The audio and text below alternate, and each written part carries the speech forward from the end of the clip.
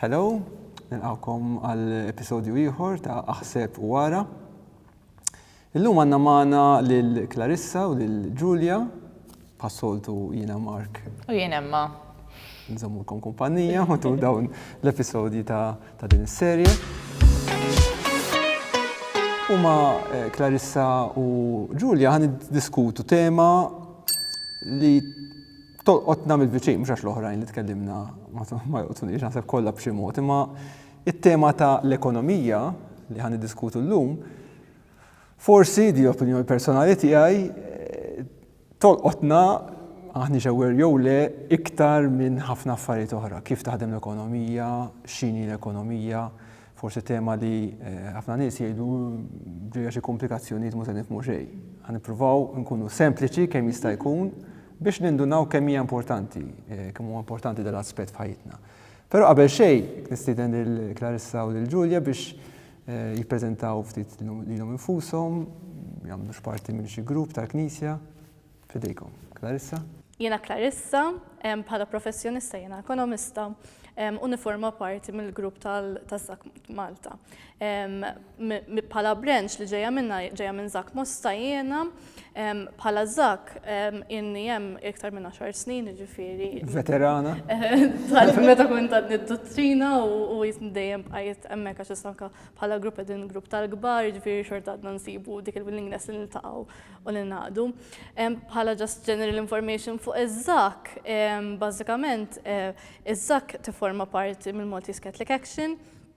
Bħala grupp aħna qisu ma nifukawx biss qisu namlu laqat biex nġibu anka żgħażagħ tal-parroċċi f'daqqa flimkien. Aħna wkoll jisna niddiskutu topics kurrenti, anka pereżempju ġieli diskutejna kif qegħdin niddiskutu hawnhekk illum fuq l-ekonomija u hekk ġifieri xi kultant jisna naqsmu l-esperjenza tagħna għaż-żgħażagħ ukoll. Barra minn hekk bħala Zak nagħmlu ħafna wkoll attivitajiet għax bażikament barra l-attivitajiet li jkun hemm involuti fihom iż-Zak bħala activities il-membri biex imorru fihom. Ukoll norganizzaw international exchanges, nieħdu ħsem ukoll fi gruppi tal-Knisja internazzjonalment, ġifieri we spread widely kif nkunu qisna involuti aħna bħala Zak. Qegħdin preżenti fi 13 parroċċa f'Malta, ġifieri bħala spread qegħdin involuti f'ħafna u inti leader ġifieri fil-grupp. Eżatt, jiena bil-ħaqt leader minn Settembru li għadda.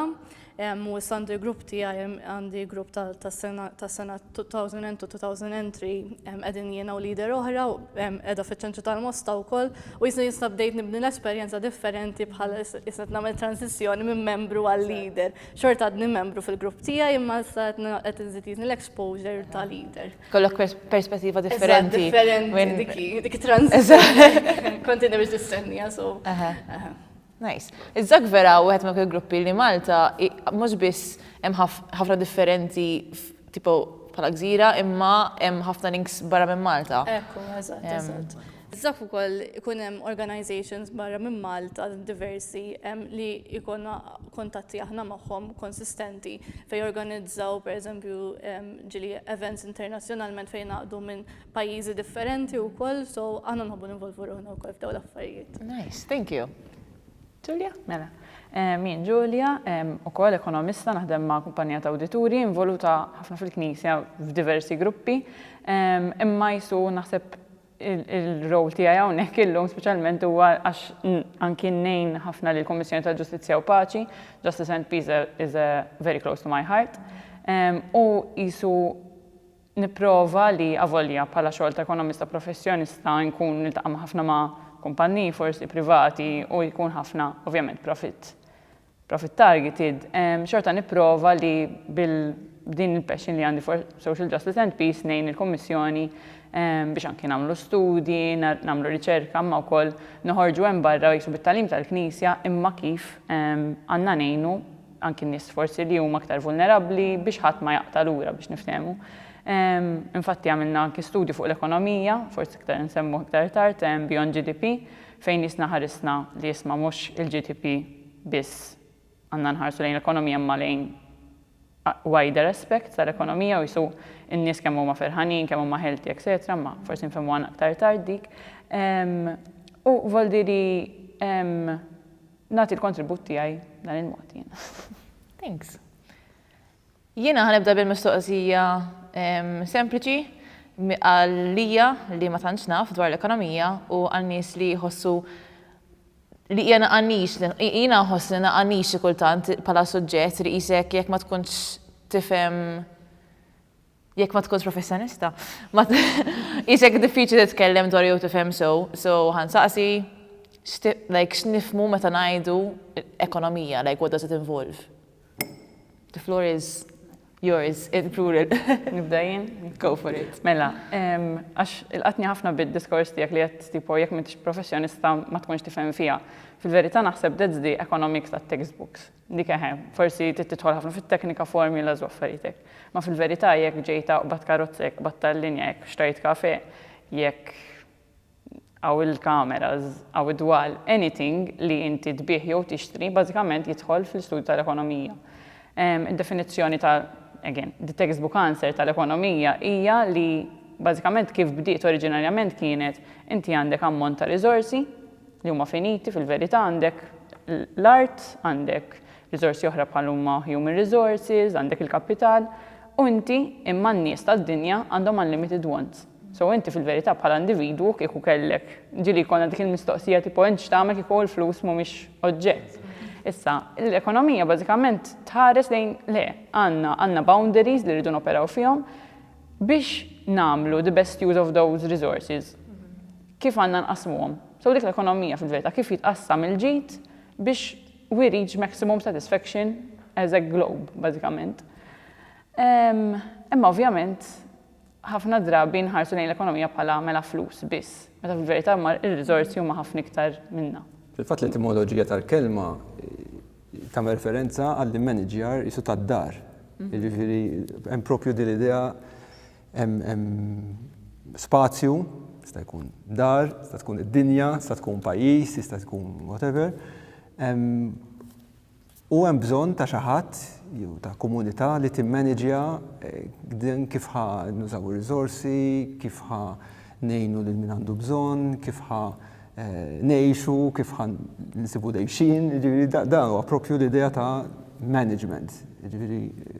Fl-aħħar mill-aħħar, kemm fl-etimoloġija u kemm fid-definition, mhux primarjament dwar flus u numri, it's about management. Ma nafx kelli se ħaġa fuq din.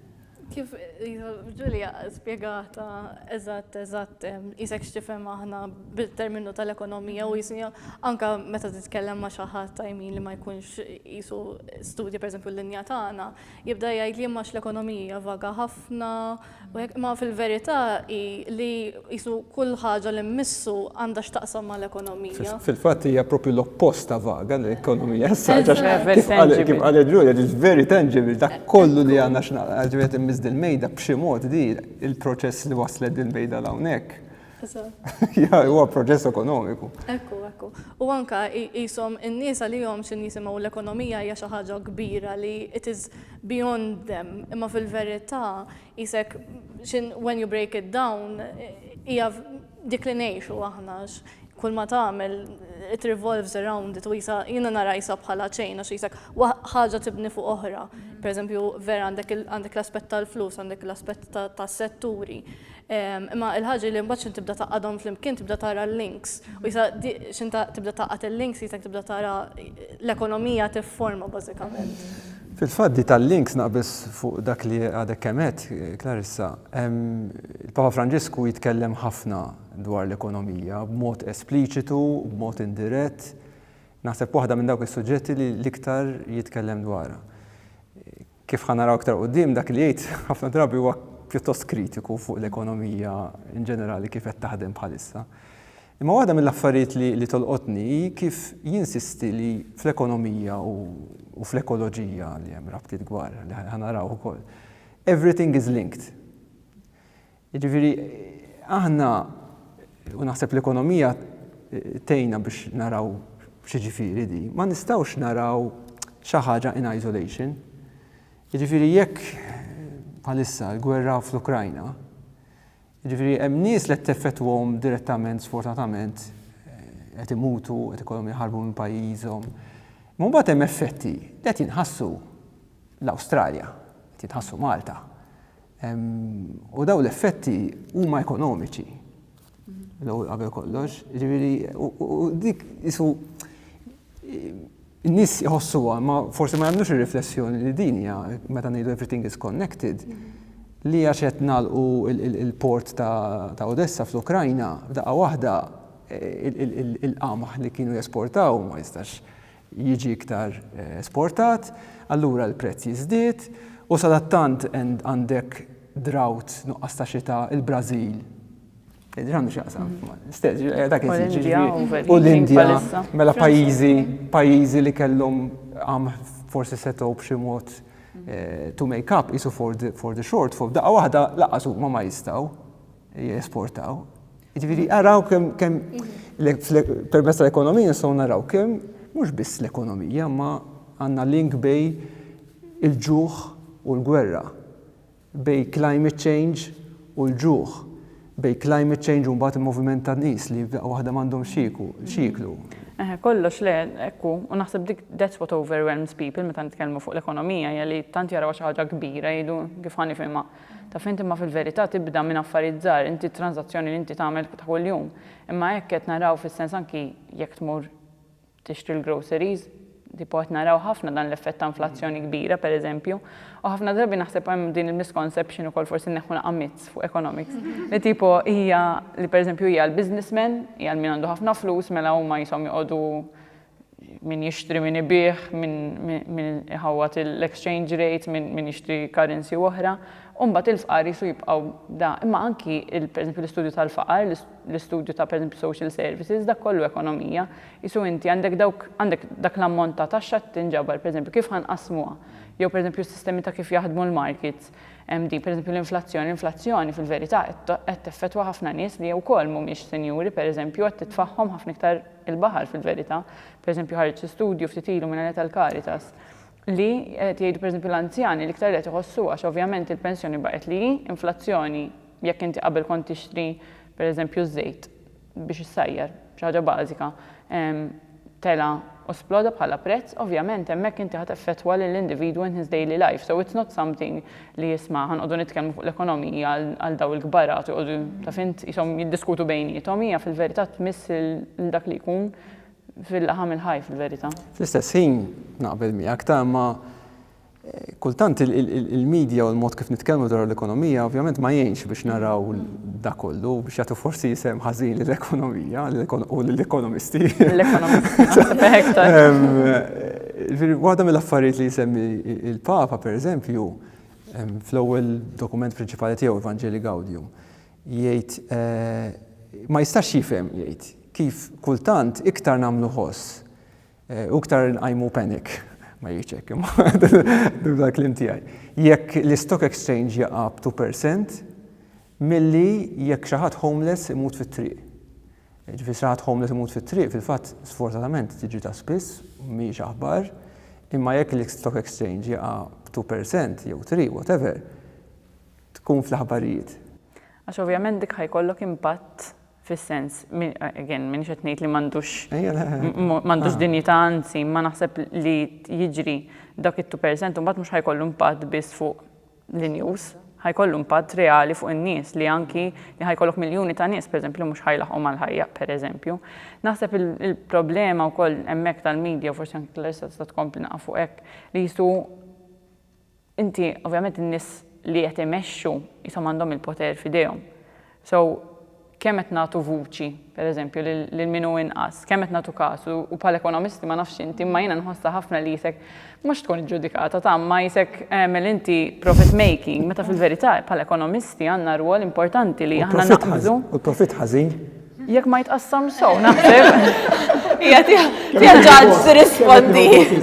Skont kif tużaħ il-profit, għax jekk tużaħ mod tajjeb ħadgawdi u ħajgawdi ħadd ieħor miegħek imma jekk tużaħ mod ħażin.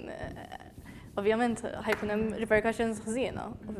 Imma kif dejtajt ħabba social media, jiena jisnu anka xin tibda tara l-news, dejjem social media dejjem għandha l-irwa li jisa ta' turi biss l-istampa l-ħażina ta' x'inhu għaddej fl-ekonomija, ma u xi kultant is-sabiħ jiġi mitluf. Għaw ħafna, meta jkun, mux għedin nikumparaw issa bħalissa fuq gwerer, l-inflazzjoni, l-għolijiet fil-prezzijiet, dejjem il-medja fuq dik tiffoka l-iżjed. Imma bil-fors vera mis-sabiħ imma ximkien hemm xi affarijiet tajbin li qegħdin jiġru u jisu dak dejjem jinħeba. Allura jisom anka n-nies xin jaraw l-aħbarijiet il-biċċa jisek meta tkun fuq l-ekonomija, dejjem jaraw l-ħażin tagħha. Allura jisom bla ma jridu għalihom hija xi ħaġa komplessa biex jifmu u anka xi ħaġa li mhux ħajjaħdu benefiċċju mill-aħbarijiet li jaraw, ma jisu they need to see the other side of it li vera diffiċli għax aħna jisu li naħdmu fiha jisek tarhom l-affarijiet, imma jisek it's difficult to kind of twassal il-messaġġ it-tajjeb vera jeżisti, ħlif fid-diskussjonijiet li kollok bej il-people ġilli namlu fil-laqat tagħna. I think it's hard as well to translate sometimes what the headline is into how what it means in people's lives. Tipo, għalija jekk titfali ma nafx 2% stock exchange tanqos vs homeless person. I know what a homeless person dying, sorry for the crude like way of saying it, but I know what a homeless person dying looks like. Dik 2% għalija ma nafx kif issarraf fil-ħajja tan-nies. U x'forzi hemm warajha wkoll, dik għax kultant għandna l-impressjoni, u kultant forsi mhux impressjoni biss, li hemm għax dik ir-realtà hemm forzi ekonomiċi kbar li jikkontrollaw ħafna mill-ħajja tagħna b'xi mod jew ieħor, kif qed dak li jiġri fil-Stock Exchange ta' New York, b'xi mod jew ieħor probabbilment ħajaffettwa l-Ewropa u eventwalment il-Malta, għax aħna parti minn din id-dinja fejn everything is connected. Issa daw il-forzi kollha li jikkontrollaw badna mal-Stock Exchange, ħannibqgħu fuq l-eżempju, jitlax jew jinżel ovvjament, hemm ħafna fatturi.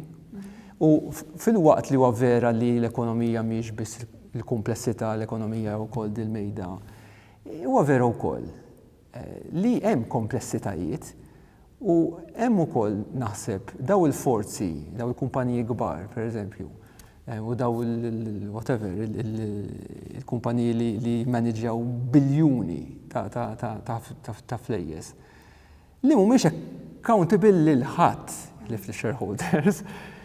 U ma nafx x'qed nikkomplika żejjed, imma aħna fejtu l-gvernijiet jekk Prim Ministru jekk President f'pajjiż ieħor jagħmel xi ħaġa u ma toġobniex, fl-aħħar mill-aħħar b'demokrazija hemm mod ta' kif we hold them accountable. Il-problema li nħossina li fl-aħħar mill-aħħar anki il-President tal-Amerika biex nieħdu l-iktar President li naħsbu li għandu poter imma hemm affarijiet li mhumiex fideh. And he's a stake mill-businessman, per eżempju, l-kbar. Issa hemmhekk fejn nidħol qed naraw to be fair again, qed naraw progress. Per eżempju, jiena fix-xogħol tiegħi qed naħdmu ħafna fuq environment, social and governance issues. So il-kumpanijiet jiġu imbuttati qed joħorġu regulations ġodda, per eżempju, biex jibdew iħarsu isma' mela aħna bħala emissions mhux billi qed nipproduċi l-emissions tiegħi x'inhuma. Is-soċjetà x'impatt qed inħalli fuqha. Jekk pereżempju nerġgħu naqbdu l-eżempju ta' dil-mejda, jekk għamil dil-mejda ma biex għamluha kien hemm slavery. Isu qed naħodantu account jew ġast għax il-prezz huwa inqas. So hemmhekk qed nippruvaw nimbuttaw il-kumpanija, ovvjament, and that is kind of the curse of this world. I think iktar ma jkollok flus, iktar ħajkollok poter biex inti you move the strings of the economy as you wish. U biex tinfluwenza l-politiċi, mod dirett jew indirett. Pal-ekonomija naħseb fil-verità, għax inti biex nerġa' fuq tal-profitti, il-profitti mhumiex ħżina per se. Naħseb aħna fejn jisna tlifna naqra id-direzzjoni tal-ekonomija per se x'inhi. Qabel aħna kif qed fil-bidu mela bħala definition għandek riżorsi ħatara kif ħatqassamhom. To reach maximum satisfaction. and maximum happiness u kollox.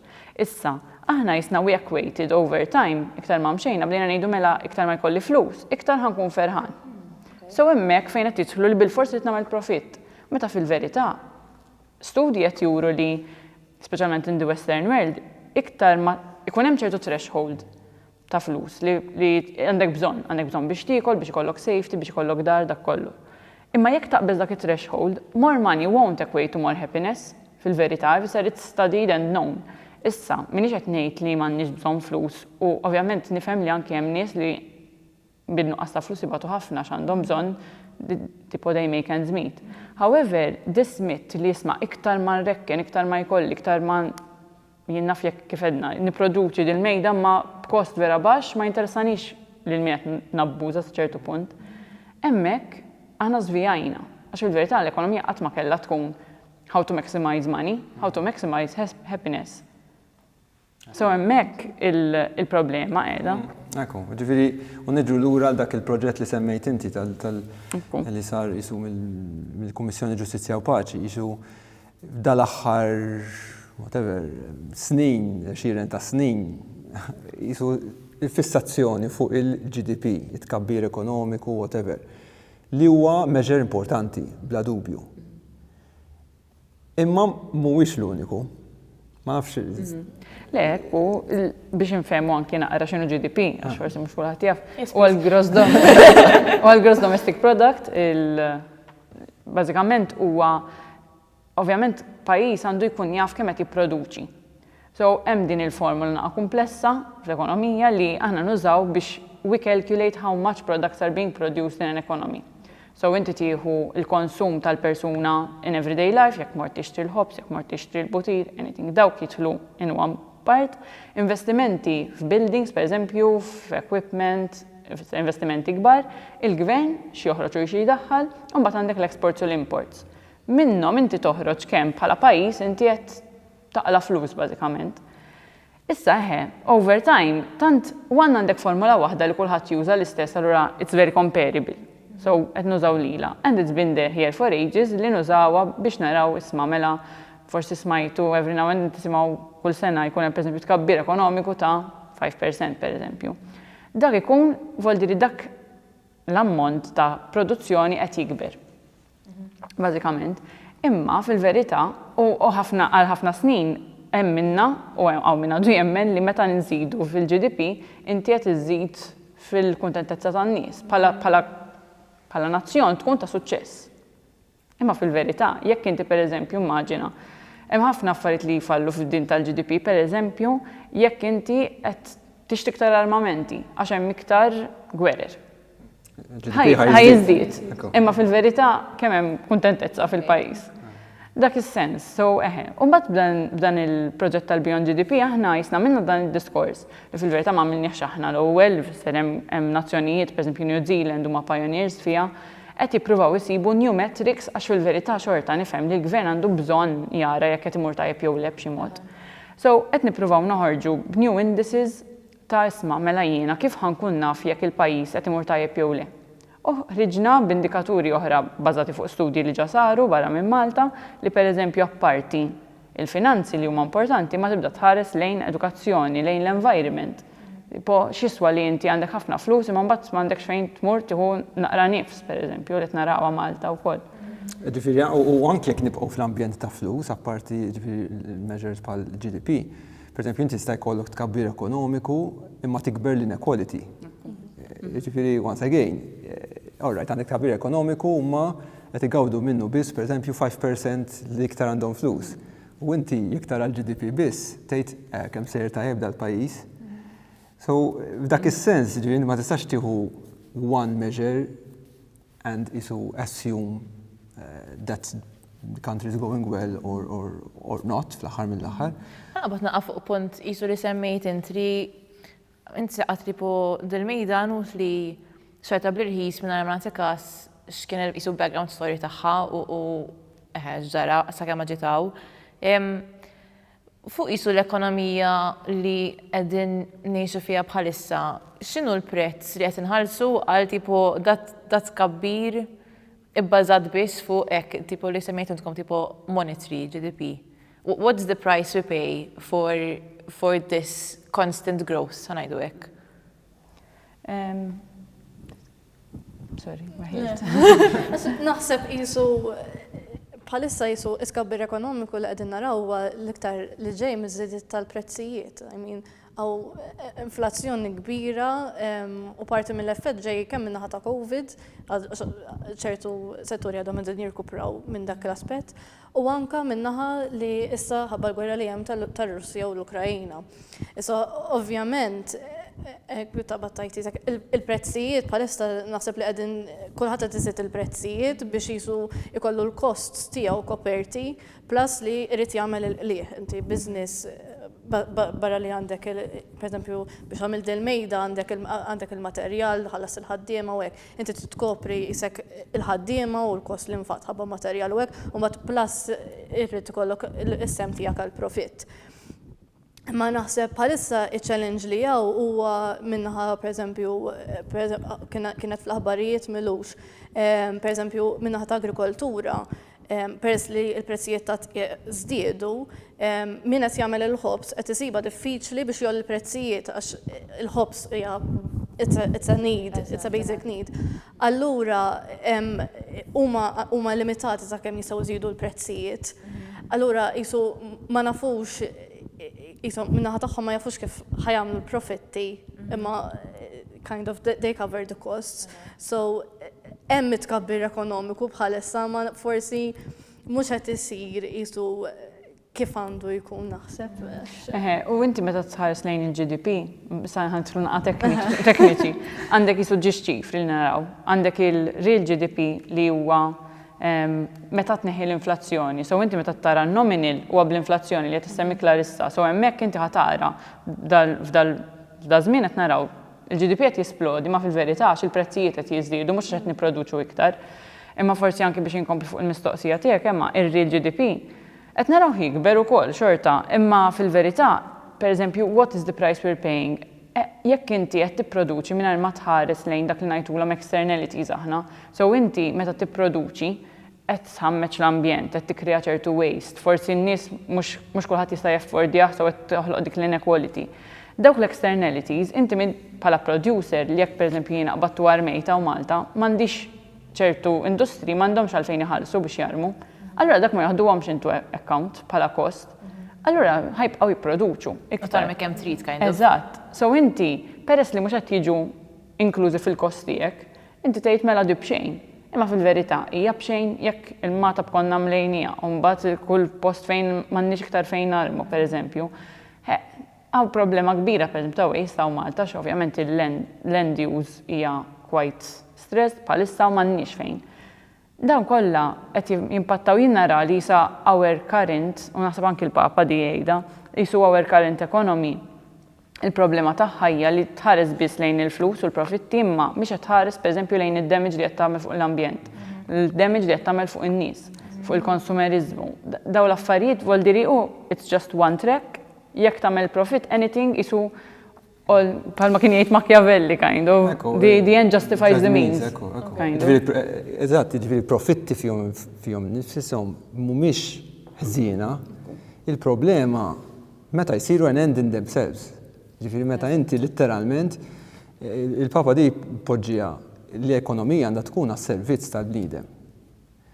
Il-problema meta l-bniedem u nżid jiena jgħidha l-Papa b'mod differenti l-ambjent isir għas-servizz tal-ekonomija, i.e. profitti. F'dal każ, meta nsemmu l-ekonomija f'dal kuntest. U l-Papa juża kliem kibes jgħid di l-ekonomija, mhux l-ekonomija ġenerali, mhux l-ekonomisti, di l-ekonomija toqtol. It's very strong language. U f'da sens li toqtol l-ambjent, toqtol in-nies fis-sens ta' kemm tisfruttom u sfortunatament ġieli toqtolhom litteralment fil-veru sens tal-kelma, fil-veru bħala collateral damage. Kultant anki nuqqas ta' enforcement u l-abbużi jsiru fil-construction pereżempju. Hija sistema li u anki s-sistema, il-kultura li toħloq. U din naħseb punt interessanti wkoll isu l-konsumerizmu, isu l-ekonomija kif inhi isu preżentata u kif inhi fil-realtà, fil-Western world at least, dejjem timbuttak biex tixtri. Anki forsi meta m'għandek bżonn, ngħid jiena. Isu li qed tgħidu vera tfakkarni fil-ħwejjeġ. U tipo on all levels li il-moda dejjem tinbidel, so dejjem għandna bżonn nixtru ħwejjeġ ġodda, so there's a constant need to buy. Aktar ma jkun, eżem ma nafx intkom tiġilkom, okay? Imma aħna tfajliet xi kultant. Toħroġ sewwa u tkun libsa qmis. U jgħid tajt xagħti għajlek ilha kemm ikun qmis u tajt thank you, €5 biss ta' kienet. Tipo isu il-ħwejjeġ weighted skont kemm isa biħa imma skont kemm ġibta rħisa. Mingħajr ma nagħtu każ x'inhu l-backstory ta' dik il-qmis. Din in particularly qed nara qed toħroġ aktar fid-dawl fuq regards ta' tipo fashion industry. Imma sorta ma nafx għadna l-bot, ma nafx taħsbu. Naħseb għal-Malta għadna naqalbot narana, aħna xisu vera qed ikun hawn ftit awareness biex anka you thrift shop, mhux tixxi branded items. Imma naħseb għadna naqa iżjed lura minn naħseb bħala awareness ta' kemm hu bżonn już li isma' pereżempju anke biex toħloq bażikament flok ara kemm barra slavery xi kultant li jintuża fi brick barns, anke il-materjal u l-waste li jkun hemm. So, naħseb għandu bżonn ikun hawn naqa iżjed awareness ta' isma' inbilli tixtri affarijiet second hand mhix moqgħodx id-dinja, they are still good. So ma jbijawx jisom imbarazz kif jittermina. Għaxaw min jassoċja second hand ma' imbarazz, ma' il-ħaġi li there needs to be a push. U naħseb forsi ħajkun hawn iżjed awareness, naħseb iżjed ma' il-businesses jibdew ikunu iktar aware ta' kemm għandna bżonn nibżgħu iżjed għall-ambjent. Għax eventwalment di tal-fashion industry torbot ħafna mal-ambjent għax għandek waste. Ħafna waste. Dinja. Ħafna waste. So anke l-inbidlu Microplastics u hekk. U again, naħseb anki din ta' second hand, hawnhekk ħankun naqra l-avukat tax-xitan iktar u iktar. Għax isu fil-verità, u naħseb dik li aħna we're in this mentality li jisek tixtri bil-fors, mux ovvijat titbiddel u hekk li ovvjament inti qiegħda f'soċjetà li hemm ċertu normi u hekk. Imma fil-verità naħseb u dik li hija differenti li nara the businesses in general qed imorru iktar lejn l-ambjent kif qed tgħid inti jinħoloq kuxjenza jekk hemm fast fashion qed nippruvaw innaqsuha, jien naf jekk fi żmienhom in-Nike kienu ħarġu b'dak l-iskandu li kellhom pereżempju tfal qed jaħdmulhom fis-sweatshops issa f'daqqa waħda bil-kontra kemm aħna socially aware u hekk. Bħala businesses qed jagħmlu that step, they're moving towards more environmental, more sustainability.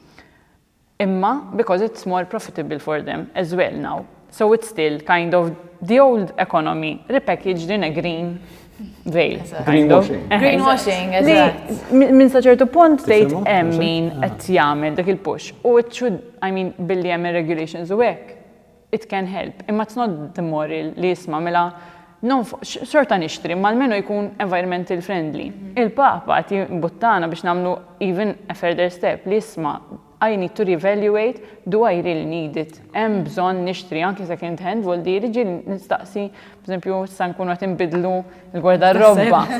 Jibdew joħorġu ħwejjeġ xejn imma jiena bis-serjetà daw ta' xi 10 snin ilu qegħdhom hemm. U nibqa' nixtri. So dik jisni naħseb we need to challenge ourselves. Bħala naħseb hemmhekk fejn tidħol id-differenza mbagħad bejn inti ħadd tkun jew socially aware u environmentally aware. Imma mbagħad hemmhekk tidħol il-Catholic teaching u inti bħala Kristjan Kattoliku. Ġimda ħadd tkun ħadder stramp fil-komunità, imma tgħid isma' do I really need to do that step pereżempju jien nara f'kull ħaġa. Pereżempju toħroġ biex tieħu gost bil-fors tmur restorant fuq 50-60 euro. Why not looking at that? I think we need to re-establish that simplicity in life. Li jisma' mort, għamilt picnic, ħad gost ma' sħabi, tipo l-esperjenza li fija. Again, ħaġa oħra t-tiġin pereżempju, għalla bil-fors koppja li probabbli kollha l-lon tal-post trid tagħmel 35,000 tiġ. Għax hekk bil-fors in-norma. Imma we're creating business in everything we do. Tipo bil-fors t-tonfu, għax inkella ma tkunx ta' ċertu standards. Diki, social pressure, ja. U mux bis social, I mean, ja social pressure, it's an engineered social pressure. U edha fina, voldiri laqas nindunaw għax bla matriċ. Għax bombardjati. Eżatt. Bombardjati minn ħafna messaġġi, u mux għet nirreferi bis għal-reklami espliciti, kważi dawk li b'inqas ħaġa, imma social pressure ġifir xjamil ħattijħor, imma dik ġeja mis-series li naraw kultant, jina dik konvint li u films, ġifir jemmekka minn influenza qawwija ħafna iktar nirrepeti minn reklami espliciti, li kifet nejdu, jisu ma nafux iktar nid-distingu, jina kien poġġija bej in-needs u l-wants. Ġifiri, in-needs huma essenzjali. Ġifiri, kif konat nejdu qabel, il-flus huma importanti. Għaliex għax għandi bżonn nissodisfa my basic needs. Ta' ikel, shelter, edukazzjoni, ġifiri daw il-bis, ovvjament daw huma importanti. Imma mbagħad id-distinzjoni bej what do I really need and what do I just want kif qed ngħidu npoġġaw dal-kuntest ta' social pressures, reklami, eċetera. Huwa blurred ħafna u ħafna darbi laqqas biss nagħtu kasu. U fl-istess ħin aħħar punt f'dan il-sens huwa li once again this is not kombinazzjoni li wasalna f'dal punt. Jiġifieri at some point anke fejn tidħol teknoloġija. Jiġifieri hemm pjan, jiġifieri li l-affarijiet jaħdmu għal ċertu żmien u mbagħad jieqfu jew nkella joħorġu l-update allura kulħadd iħossu obbligat kważi inverted commas li jixtri affarijiet ġodda. Jiġifieri nitkellmu fuq mobiles, nitkellmu fuq. Darba rajt dokumentarju ma nafx vera ma li anki bozza, jiġifieri qabel meta bdew il-bozzot fl-early 20th century, daw kienu magħmulin biex jibqgħu għaddejjin ħafna ġifieri sigħat. But at some point, min kienet jagħmel il-botot induna li dajk jibqgħu għaldejjem. Mhux se jbieħ. Insomma, u bdew jipprogrammaw ġifieri li d-bozza isservi għal daqshekk sigħat. So it's once again, di mhix there is a certain kif taqbad tgħid plan behind isu this and it comes in the form of the way we manufacture things. Ġenituri tiegħi kellhom affarijiet id-dar li kienu jservuhom ħajjithom kollha. Rari tixtri xi ħaġa llum fil-kċina pereżempju li sservik ħajtek kollha. Il-kwalità li jużaw ma naħseb parti minnha hija li inti kważi jaqbillek timmanifattura affarijiet li ħajservu ftit, għax dik tfisser li terġa' tbieħ. U to be honest, kif qed ngħidu voldiri di ta' simplicity pereżempju kif qed tgħid inti wkoll hemm affarijiet li kemm jista' jkun isek tibqa' tużhom mhux ġast għax ħareġ mobile ġdid mela ħanixtri mobile ġdid. Imma wkoll hemm dik l-aspett ta' sempliċità jisna il-Papa kitibha di l-enċiklika fuq l-ambjent Laudato Si. Kind of li jgħid li we need to go to a new sobriety kind of. Issa meta nitkellmu fuq sobriety, kulħadd jibda jgħidu mela aħna antikwati u noqogħdu stretti u disciplinati. Ma fil-verità mbagħad ikompli li jgħid isma' minna aħna nkunu nistgħu nerġgħu insibu l-ferħ ta' vera, ta' sempliċità tal-affarijiet għax pereżempju jekk jiena ħanaħdem 19 sigħat kuljum, m'għandix ċans niltaqa' mal-familja, m'għandix ċans niltaqa' mal-ħbieb, fil-verità il-ferħ minn fejn qed inġibu għax għandi iktar paga pereżempju. U n-nies naħseb, u ħareġ studju fil-verità minn EY li ħareġ ftit ilu xi jumejn ilu fuq consumer behaviors u hekk dan isir every so often biex jaraw jisu il-consumers kif qed japproachjaw their behavior fuq xi qed jonfqu hekk. U to be honest, di mhux il-Knisja tgħidha, private company li għamlet l-istudji tagħha, ħarġet li speċjalment minħabba l-inflazzjoni in-nies jisom qed inaqsu ħafna iktar pereżempju mill-flus tal-entertainment, mill-flus fuq fashion, and they're moving towards more experiences pereżempju. Pereżempju, is-safar ukoll kienet jgħid li qed jonqos imma żgħar pereżempju meta mbagħad rawhom by age group, iż-żgħar qed ifittxu ħafna iktar li jonfqu pereżempju fuq safra li inti hemmhekk create memorja, create esperjenza milli mort u xtrajt handbag pereżempju. U voldiri, meta jien nkun ħafna minn dawn il-circles tal-Knisja li nkun qed nitkellmu fuq di tas-sempliċità u hekk nibdew ngħidu maħna biss naħsbuha hekk u hemm barra m'hemmx tagħmel jisna ħanibqgħu nużaw l-ambjent u jisu m'hemmx tagħma, jkun hemm ħafna this sense of helplessness. Ma fil-verità in-nies qed jaslu għalija. So naħseb m'għandniex għalfejn naqtaw qalbna, naħseb u anki n-nies jekk inti ħajaraw klienti jisma' fil-weekend forsi ma nfaqx ħafna u imma tilhom li mort x'imkien pereżempju fin-natura, fil-ftit li fadal.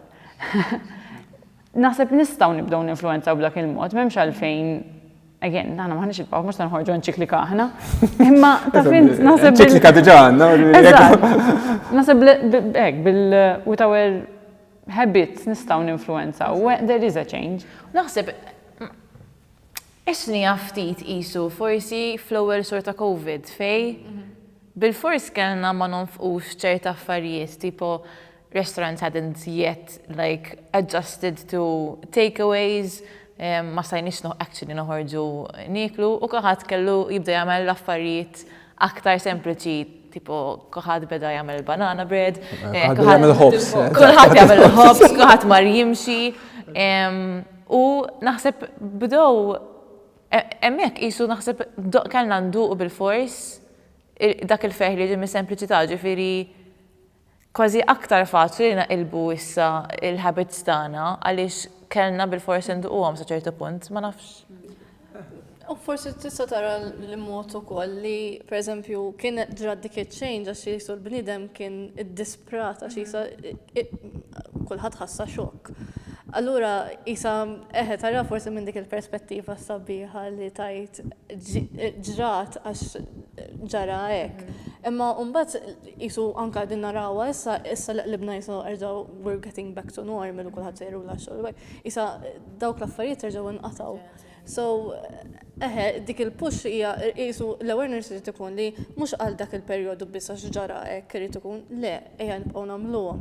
Ejja anke pereżempju ħabadi tal-Laudato Si, pereżempju aħna żak kien hemm grupp partikolari, kien hemm ġabbu persuna spjegat iktar fid-dettall il-Laudato Si u bdejna nifhmu iżjed kif il-Knisja, il-connection tal-Knisja mal-ekonomija u isa we broke it down. So irrid ikun hawn iktar awareness ta' anke l-irwol tal-Knisja fl-ekonomija naħseb. On that note, il-Knisja għalfejn tindaħħal fil-ekonomija. Issa li kellkom is-session fuq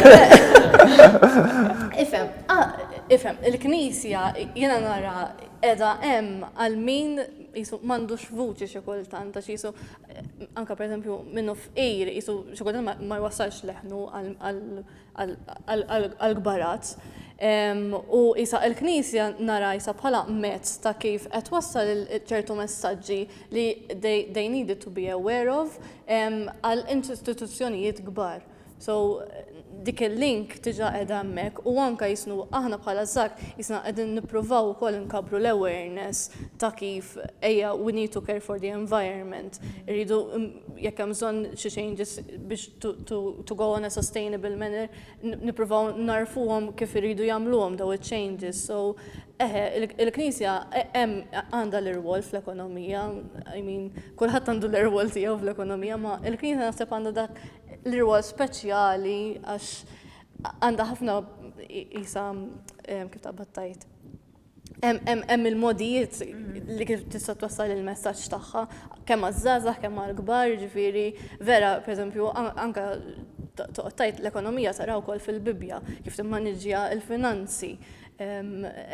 Tiftaħ ukoll ġifieri il-qofol tal-ekonomija ukoll issibu fil-Bibja u dik xi ħaġa sabiħa li anke aħna bħala professjonisti jisek tara dik il-link. I'm nearly convinced.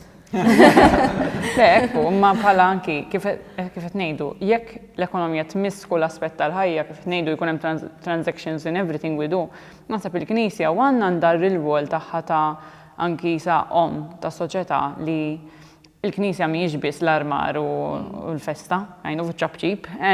Naħseb u l-iktar li tentużjażmani fil-Knisja fil-verità hija dik il-vuċi għas-social justice, pereżempju, li jisma' jekk il-businessmen għandhom dak il-poter għax għandhom il-flus, ħajkun hemm xi ħadd ieħor li they're going to act as a watchdog li jisma' hemm ma' nies oħra.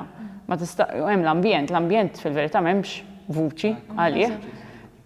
So, vera, hemm l-ekoloġisti, etc. Ma il-Knisja għandha dik l-irwol li jisa xi safeguards jisu dawk in-nies jew dawk l-aspetti tal-ħajja li forsi bħala business ma jagħtux każ, imma hekk twassal dak it-tagħlim ukoll kif qed ngħidu t-tagħlim tal-Knisja mhuwiex biss tipo il-missiena u slima huwa kif aħna ħanejxu l-umanità tagħna to the fullest. Issa jekk aħna bħala businesses maħniex qed nagħtu każ l-umanità, hemmhekk qed nitilfu ħafna. Il-fatt dik kienet ir-risposta tiegħi. Il-Knisja jinteressa mill-bniedem.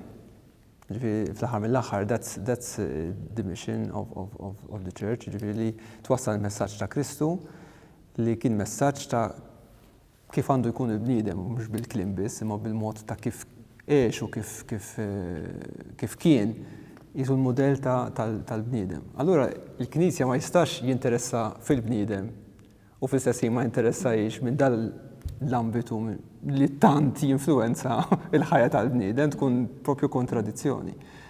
Interessanti li dak proġetti ieħor għal-futur, kemm hemm paraboli. Take notes. Kemm hemm paraboli ta' affaxxinani, ma qatt ma studjajta, kemm hemm paraboli fil-Vanġelu li huma ekonomiċi. Jiġifieri it-talenti, mbagħad kien hemm dak l-amministratur naqra whatever. Tad-dejn. Le ma l-amministratur li kien iħawwat il-kodba. Eżatt li mbagħad ma ħafirx. Eżatt, okej. Hemm ħafna paraboli fil-fatt marbutin mal-ħajja ekonomika. Xi darba nesploraw għadi. Nieħdu nota. Le, u anki naħseb fil-verità, per esempio il-Papa, tibda tgħid għax din ħabta, għandna ħabta, speċjalment Malta, isu għandek jew min u mal-Knisja. Jew min mhux mal-Knisja, u mbagħad il-Knisja ma titkellem fuq xi ħlief fuq it-talb. Meta fil-verità, it's another part of civil society.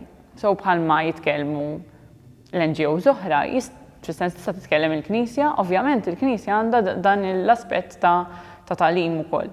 Per eżempju, again, il-Knisja mhix qed timponi kif għandu jseħħ il-business plan ta' kumpanija, per eżempju, dejjem naħseb li u l-Papa tipprova jmexxi li jisma' kif qed int Mark, isu mhux l-ekonomija qiegħda hemm biex mhux il-bniedem qiegħed hemm mal-ekonomija, ma bil-kontra. Per eżempju, il-Papa jitkellem ħafna fuq id-dinjità tax-xogħol, ma jgħidx mela inneħħu l-ekonomija, ħadd ma jaħdem u kulħadd jieħu free for all, ta' fint, anzi, eżatt, u dejjem jgħidilna isma' għandu jkun hemm impjieg għan-nies, imma jkun impjieg ġust.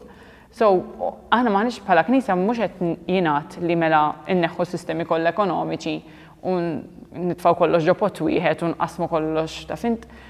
Il-Knisja nemmen u anki l-Papa jemmen li hemm bżonn dan isu struttura, imma il-fini ta' fejn qed wassalna qiegħda l-umanità bħalissa le. Allura we need to redirect it, dik il-verità. U jekk aħna nitkellmu jisu tiġini f'moħħi l-kelma relazzjonijiet, ġifieri anke meta qabel konna nitkellmu fuq sempliċità. Fl-aħħar mill-aħħar naħseb l-istedina hija li nerġgħu niskopru l-importanza tar-relazzjonijiet. U relazzjonijiet ovvjament bis-sens u ta' kwalità u markati mid-dinjità u mir-rispett. U relazzjonijiet bejn l-employer u l-employee, ġifieri l-employee whatever ma jkunx ovvjament skjaf tal-boss jew tal-profitti, imma relazzjonijiet anki ma' natura, relazzjonijiet ma' xulxin. Il-ħajja tagħna qisu ma tkunx ġirja waħda biex ġast ikollna aktar flus u mbagħad laqsna fuq se naqbdu nagħmlu bihom u l-prezz li nħallsu għal dak ikunu relazzjonijiet. Ġifieri nerġgħu npoġġu fiċ-ċentru ta' ħajjitna, inkluż tal-ħajja ekonomika, ir-relazzjonijiet. Għax jekk l-ekonomija twassal biex dawn ir-relazzjonijiet jinkisru, mhix qed isservi naħseb il-purpose tagħha. U anki naħseb li qed tintilef ħafna. Ovvjament bil-globalization u hekk inti qed ikollok prodotti li pereżempju inti qed tixtri mill-Indja, miċ-Ċina, u hemm dak id-distakk minn min qed jipproduċih. So fejn qabel nanna kienet tmur għand il-furnar u ltaqgħet mal-furnar u tafu personalment, hemm dik ir-relazzjoni. Issa tant għamilna specialization li tipo kollox jew b'robots, jew nies vera l-bot, li hemm dak id-distakk mal-prodott m'hemmx dik in-knowledge. So inti anke jekk ġejt biex tarmih, jekk ġejt isek m'għandekx dak ta' fint jisek l-imħabba lejn il-prodott jew lejn. M'għandekx eżatt, attachment ma' u dik id-distak ovvjament krea ħafna wija dan prodott narmi whatever. Vera di. Semmejni naħseb xi ftit fl-ewwel programm. Iva. Għax tant għamilna diskussjoni tant ma nkunx ċert. Kollox ikun overlap imbagħad. Ma nkunx ċert semmejniex aħna u nippreparaw xi programm jew fil-programm propja, ma di ta' distak anki li tfal qatt ma raw baqra. Per eżempju. Jiena qatt ma rajt baqra Malta. Eżatt, semmejni. Repetition dik. Repetition. Jaħsbu li l-ħalib jiġi mis-supermarket. So, hemm da distak li ovvjament tgħidli fih innifsu forsi ma jfisser xejn immedjatament, imma jġibru miegħu konsegwenzi ta' kif nittrattaw din materja prima, daw il-prodotti għax mhux naħsbuha darba darbtej biex narmuh għax. U hemm id-distak ukoll vol hemm id-distak ta' qabel, meta aħna nitkellmu fuq supply chain. Again, termini ekonomiċi. Meta inti għandek il-supply chain, vuol dire għandek prodott imma għandek raw materials qabel, u mbagħad hemm wara isu meta inti qed bijaw imma tintrema wkoll. Meta tintrema wkoll qed jinħoloq dak id-distak fejn pereżempju ħafna mill-electronic waste konet nitkellmu pereżempju li inti jkollok mobile but ħareġ ieħor armejtu x'interessak. Ħafna mill-waste electronic li qed ikun pereżempju hawn fl-Ewropa jew Western World qed imur f'ħafna African countries pereżempju ikun hemm literally dumpsters ta' electronic waste li huwa toxic. Imma pereżempju out of sight, out of. Eżatt, dak li ngħidu Not in my backyard. Not in my backyard. Not in my Tipo backyard. l-aqwa li jien minix qed nara, so hemm dak id-distak li ngħidu hija. Ħlisna minnu. Ma fil-verità pereżempju ftit ilu kont il-Ghana, this is 3 snin ilu, qabel il-COVID. Imma hemm voldiri munzelli sħaħ villaġġi sħaħ ta' tfal, pereżempju jiġbru għax ovvjament jippruvaw isibu li jistgħu biex ibijaw, imma ovvjament they are being tipo exposed to certain radiation li imma aħna l-koxenza nadifa x'maħniex qed naraw dawn affarijiet. Il-mistoqsija forsi li tibqa' bħala parti mid-diskussjoni hija at what cost. Naħseb dejjem irdu nsaqsu jisu xtrajt. On all levels. On all levels, xtrajt il-t-shirt kważi b'xej, ma at what real cost, the real cost jisu of our lifestyle, of our purchases, etc. Allura intom taħsbu li waħda mill-buzzwords jisu sustainable development, taħsbu li possibli di jew hija pipe dream ta' xi idea li. Also, xi tfisser sustainable, meta ngħidu sustainable. Ekku. Xi trid tgħid biha? Bażikament inti xi ħaġa hija sostenibbli jekk inti tista' tissodisfa the needs of the people right now without limiting future generations li jkollhom in-needs tagħhom met and satisfied as well.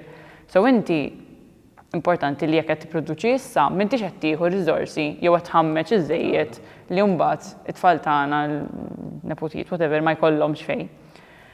U ma jkunux jistgħu jgħixu komdu. So dik isa definition ta' sustainability. Issa jekk hux possibbli jew le, kif edna qabel, il-kumpanijiet jippruvaw. There is a will, there is a push, there are regulations coming out. Issa jien ġieli nħoss it's a bit too little too late. Speċjalment jiena fuq carbon, bħalissa the big buzzword hija l-decarbonization. Ma fil-verità ħafna iktar affarijiet milli just l-emissions għaw water importanti, waste, biodiversity, anything. Voldiri hemm ħafna affarijiet. Li qed nara li again, jien qed nara naqra naqgħu li mela this is the new black, kind of green is the new black, so kind of mela ħanipprova nidħol ħafna kumpanijiet jidħlu f'din l-area għaliex it's profitable, għax it's what people will want in the future, għax l-investituri hemm sejrin, imma again it's not for the wrong reason, imma it's not for the planet, it's because it's profitable to do so. Interessanti. Dikki, għax jisna anka xintibda jisom kif the way they are kind of going around it, it's going for money, mux għax they actually care. They are picturing it that they care, jisom imma it's just għax ħatti ħorret jgħamellek, allura they are following the same, so ekkat narom. Ukoll għandek regulations li, per esempio, inti mux ħadd timxi magħhom, you will be out of business, so kind of m'għandekx option, ċerti affarijiet tittamilhom. Voldiri, again, ma rridx impenġi mela will doom and gloom, għaw kumpaniji li vera jieħdu dik l-istep u jgħidu għarrajt mela jiena forsi ħannaqqas mill profitti tiegħi imma ħan nagħti każ pereżempju ħan investi f'electrical vehicles pereżempju jew ħan nipproduċi affarijiet iktar organic pereżempju. So hemm kumpaniji imma naħseb on a large scale, again, daw tajkunżu hekk jisom qed jidħlu naqra with the wrong angle, greenwashing u hekk. Fl-istess ħin, naħseb anke r-rwol tal-Knisja, again, huwa li l-Knisja minn żemżem ilha so rat ħafna ġenerazzjonijiet, rat ħafna kulturi nbidlu ma dejjem bqajna b'xi mod jew ieħor nadattaw. So naħseb il si tiġib that hope li change can happen jekk ħanqogħdu naqtaw qalbna u ngħidu mela l-businesses ħadd ma jagħti każ, ħadd ma jagħmel xejn. Imma I think there is hope. Issa jekk qed jagħmlu ħabba regulation, jekk qed jagħmluha something is changing. Ija, xi ħadd darba kien qalli li l-motivazzjoni tagħna dejjem huma mixed. Bħal daw it-toothpaste li jkollhom 3 kuluri, mhux se nagħmel reklam, okej, ma li fuq livell personali wkoll il-motivazzjoni dejjem ikunu mħawdin, ġifieri biex inkunu onesti ma' nfusna. Kultant tajjeb that we call out people u nibqgħu nkunu xi ftit guardians ta' x'qed jiġri anke bħala Knisja, bħala Knisja mhux il-soqof biss, ġifieri biex inkunu ċari, ġifieri aħna l-Knisja. U fl-istess ħin naħseb dak li għedna qabel ukoll. Ġifieri jekk hemm bżonn nippritkaw u nikkundannaw ċertu practices li ma jirrispettawx id-dinjità tal-bniedem jew l-ambjent nagħmluha. Imma jiena nemmen ħafna wkoll fl-eżempju. Ġifieri ma rridux nistennew jisu biex naġixxu jew biex il-Papa jsemmi l-ecological conversion. Ġifieri conversion tfisser direzzjoni, bidla fid-direzzjoni. Dik hija konverżjoni. Issa biex dik konverżjoni nagħmluha fuq livell ta' persuni, fuq livell ta' familji, fuq livell ta' komunitajiet, semmejtu intom pereżempju, se noqogħdu nistennew l-affarijiet ikunu perfetti fuq livell ta' big business, fuq livell ta' politika, le. Naħseb irridu nibdew aħna. Be the change you want to see fl-aħħar mill-aħħar. Imma di konverżjoni mhux faċli, naħseb. U aħna jisna, again, għalhekk qed jisni ma rridx impenġi dik għax anki fil-Knisja f'dan il-gruppi u hekk, ħafna drabi għandna tendenza forsi li ngħidu mela l-kumpaniji privati, mela dawk, mela l-ieħor. Fil-verità, nibda ngħid anki jiena personalment biex ġejt użajt il-karozza, stajt nuża l-bass pereżempju. So, hemm l-affarijiet żgħar naħseb kollha bħala Kattoliċi issa jekk nitkellmu fuq dan l-aspett irridu. Isna we take stock of what we do in our lives. U ngħidu isma' jekk ħammur nixtri handbag, vera għandi bżonnu jew għandi 10 li qatt ma nuża fil-garderobba. So, imma rridu nanalizzaw il-ġurnata tagħna isa literally and see where can I do better. Minn hemm mbagħad nibdew I mean, kif qed int Mark, ma nistgħux nistennew li ħajkun hawn xi miraklu enormi u d-dinja kollha tikkonverti f'daqqa ekoloġikament u ħanibdew nagħtu każ l-ambjent. And dal-proċess ħafna żmien b'wildi fejn kif konna nitkellmu qabel in-nanna forsi kienet mur għand il-bidwi għand il-furnar u hekk. U f'daqqa waħda sa kollox mass produce dara kemm għaddew snin. Ma nistgħux nippretendu li millum alla għadha f'daqqa waħda l-pjaneta ħatmut, ta' fint? So, isna we need to be cunning in the sense ta' isma' mela nitkellmu mal-business people in their own jargon. Li forsi inti ħatmur aħjar jekk inti ħadd tkun environmentally friendly. Imma mbagħad anki aħna min-naħa tagħna x'qed nagħmlu billi jiena mmur noqgħod ngħid il-kumpaniji l-kbar biex ibidlu their processes. Imma mbagħad jiena xorta nibqa' nikkonsma. U fuq livell personali, we can also reward the businesses which are doing the effort, dak huwa l-aħjar mod kif jifhmu l-businesses. Ġifieri business irid ibih. Jekk business qed jippreżenta li prodott li huwa iktar eco-friendly u jien ħan nixtrih, is-sinjal li qed nagħti huwa għamel li iktar minn dal-prodott u mhux bil-ieħor, alla volja forsi l-ieħor ftit irħas, jiena minn da jrid. Għax huwa iktar eco-friendly, ġifieri aħna bħala konsumaturi u din Papa jgħidha ħafna. Ir-responsabilità tagħna fil-fatt hija kbira anki f'dal aspett tal-big business biex ngħidu hekk. Għax we can give the signal by the way we purchase and what we purchase and what we don't purchase. Ġifieri dik ukoll hija responsabilità li għandna mhux biss fuq livell ta' vera l-ħajja żgħira ta' kuljum naqbad tal-linja jew le li hija importantissima. Imma kif x'sinjali jiena ħanati lill-businesses. Bil-mod ta' kif jiena narixxi, bażikament bil-mod ta' kif jiena nonfoq il-flus. Għal dak huwa. It's their currency. In all the senses of the word. Ekku. U naħseb in-nies they would be fis-sens rajnija kienaw ħafna jisu movimenti, naf pereżempju ta' kienaw tal-palm oil. Kienaw ħafna banning, tipo le mela mhux ħanixtri jekk għax palm oil. So meta n-nies iridu ikun hemm ċaqliqa. So hemmhekk iridu nippruvaw noħolqu dawk l-awareness biex isma' mela we redirect where we want to. U iż-żewġ affarijiet, ta' ġifieri naqbel miegħek, naqbel magħkom ħafna, ġifieri ma rridux naqgħu qalbna, ġifieri nibdew mill-żgħar, nibdew bil-affarijiet li nistgħu nagħmlu u nemmnu li hemm ħafna iktar forsi nies milli naħsbu li dil ħaġa tal-ambjent u dil ħaġa tal-ekonomija iktar sostenibbli tirrispetta l-bniedem u l-ambjent jixtiequ jarawha. Fl-istess ħin ma nkunux naïv, ġifieri nkunu cunning xi ftit bħal tal-Vanġelu di, sempliċi bħal simple like doves imma cunning like serpents, irdu nkunu tnejn, irdu nkunu naħseb it-tnejn.